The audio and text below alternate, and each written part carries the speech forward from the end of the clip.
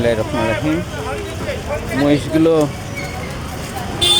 ঘাস এবং পানি, নদীর ঘাস এবং তুরাগ নদীর ঘাস এবং পানি খেয়ে তাদের গন্তব্যস্থানে চলে যাচ্ছে। আমরা আমাদের অফিস থেকে নাইমা বাসায় যাচ্ছি।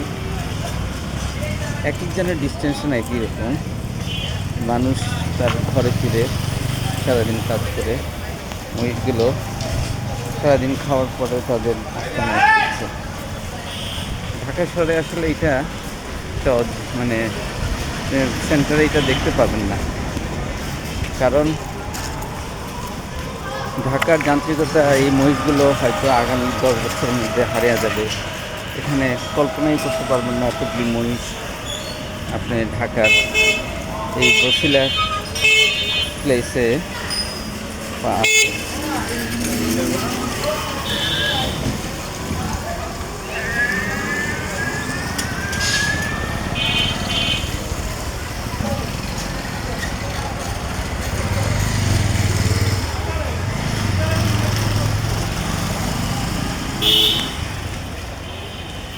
মহিষগুলোর যে কোনো সময় আমার একটা গুঁতা দিয়ে দিতে পারে, আমি সামনে থেকে সরে যাই। হ্যাঁ হ্যাঁ, উনি বলতেছে যে আমারে আপনার গুঁতা দিয়ে দিবে, আপনি সরেন। তো আমার ভয় লাগতেছে, ওনার বাড়ি একদম নোয়াখালীর দিকে চরাঞ্চলের। বললো যে হাতিয়ার দিক থেকে মহিষ আনতে, চর থেকে।